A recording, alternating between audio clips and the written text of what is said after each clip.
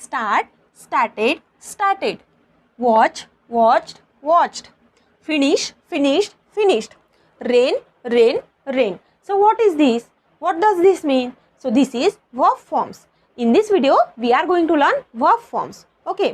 नमस्कार मंडळी, कसे आहात? इझी इंडियन लँग्वेज या आपल्या यूट्यूब चॅनलवरती आपले सर्वांचे अगदी मनपूर्वक स्वागत करते. या व्हिडिओमध्ये आपण बघणार आहोत क्रियापदाची रूपे. काय बघणार आहोत? क्रियापदाची रूपे. म्हणजे काय? तर क्रियापदाच्या पहिल्या रूपावरून क्रियापदाचं दुसरं रूप आणि तिसरं रूप कसं बनवायचं ते आपण या व्हिडिओमध्ये शिकणार आहोत. तर बघा, हे आहे क्रियापदाचे पहिले रूप, हे आहे दुसरे रूप आणि हे आहे तिसरे रूप. क्रियापद म्हणजे काय?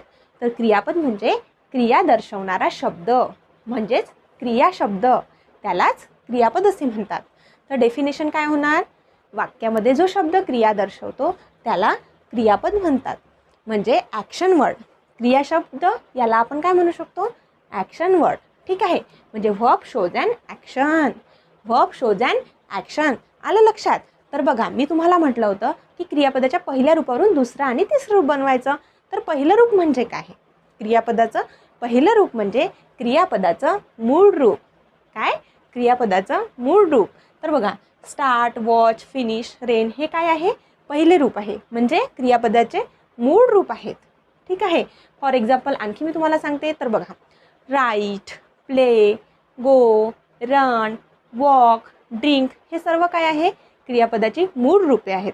म्हणजे काय आहे? हे ॲक्शन वर्ड आहे. म्हणजे हे क्रिया दर्शवणारे शब्द आहे. ठीक आहे.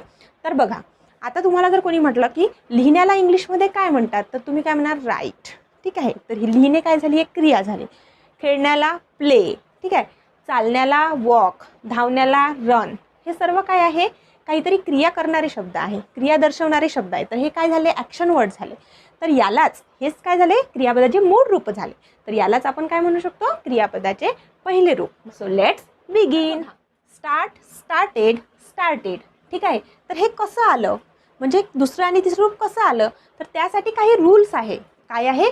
रूल्स आहेत.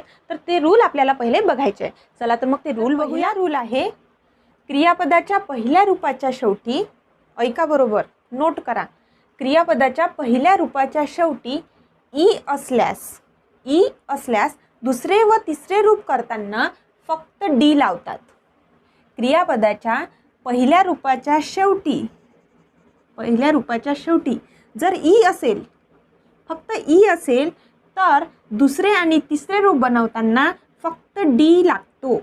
फक्त डी लागतो. म्हणजे ॲज इट इज फक्त लास्टला डी लागतो. नेक्स्ट आहे चेंज. लास्टला आहे ई. काय आहे? ई. तर ॲज इट इज ठेवलं, फक्त डी लावला. Change, changed, changed, changed. आलं लक्षात? थर्ड आहे लव. ई. लव्ड, लव्ड, लव, लव, लव. ठीक आहे. अरेंज. ई. तर ॲज इट इज ठेवला आणि डी लावला. ठीक आहे. तर मग काय झालं? Arrange, arranged, arranged. ठीक आहे. तर तुम्ही आणखी काही शब्द घेऊ शकता ज्या शब्दाच्या शेवटी ई आहे. तर बघा, for example increase, decrease, like, close, blame, argue.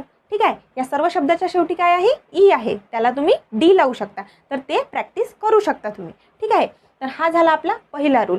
आपण बघूया आता सेकंड रूल. तर मित्रांनो, तुम्हाला या व्हिडिओला शेवटपर्यंत पाहायचं आहे, कारण हा व्हिडिओ अत्यंत महत्त्वपूर्ण होणार आहे. तर बघा, सेकंड रूल आहे, क्रियापदाच्या पहिल्या रूपाच्या शेवटी जर वाय असेल तर त्याचे दुसरे व तिसरे रूप करताना वायचा आय करून ईडी हे प्रत्यय लावतात. समजलं नसेल? बघा, क्रियापदाच्या पहिल्या रूपाच्या शेवटी जर वाय असेल, काय असेल? वाय असेल, तर वायचा आय करून पुढे ईडी हे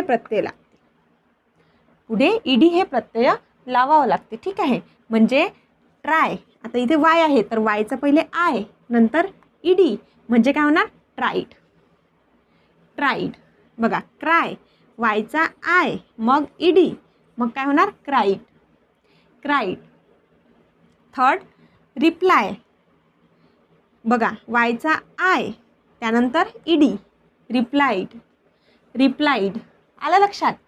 बघा, apply, I ED, applied. Applied.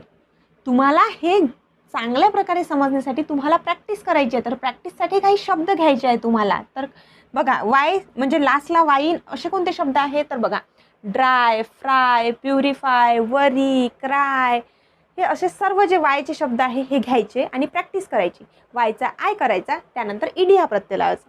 समजला? थर्ड रूल आहे, क्रियापदाच्या पहिल्या रूपाच्या शेवटी जर वाय असेल पण वायच्या आधी स्वर असेल तर वायचा आय होत नाही, तेव्हा सरळ ईडी लावावे. बघा काय म्हणते, आपण याआधी काय बघितलं होतं?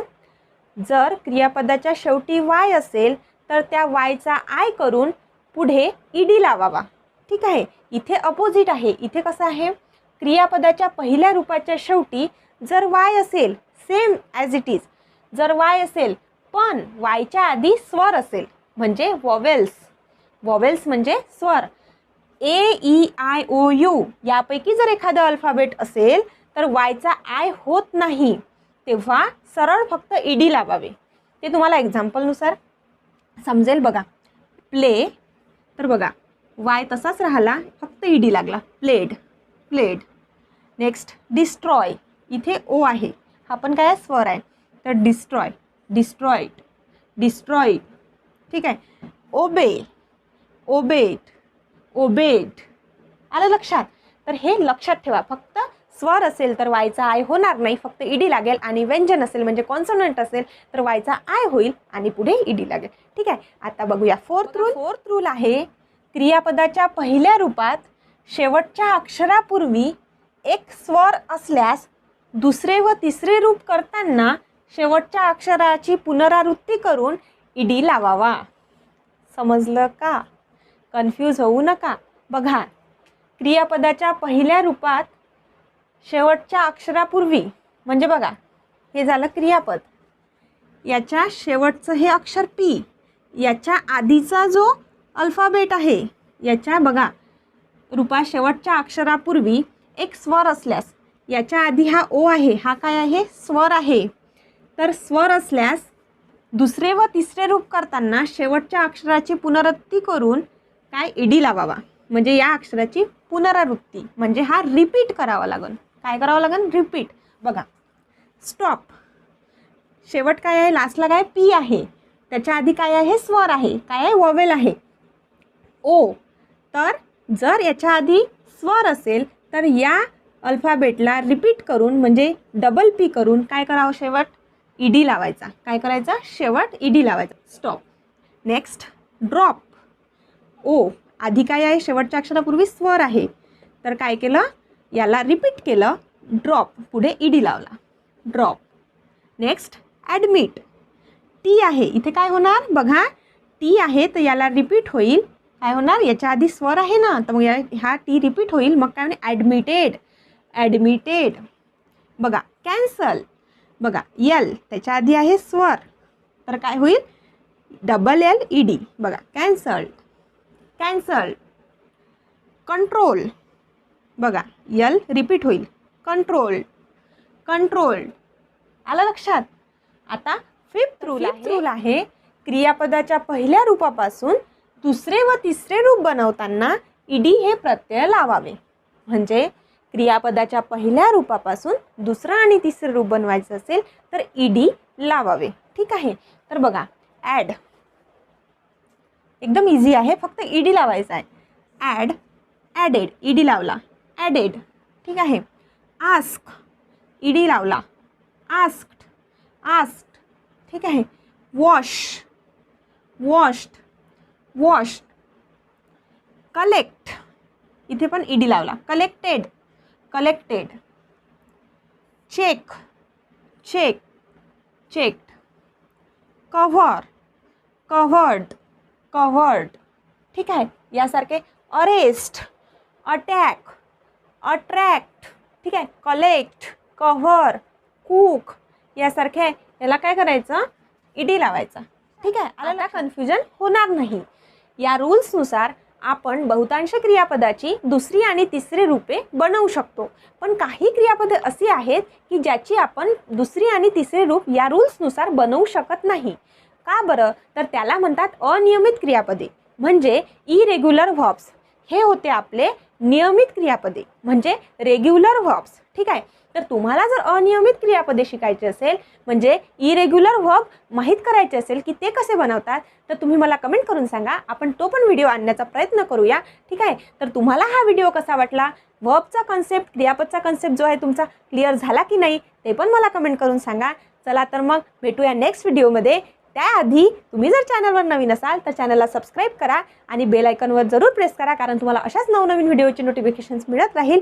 ठीक आहे. चला तर मग भेटूया नेक्स्ट व्हिडिओमध्ये. तोपर्यंत बाय बाय. थँक्यू.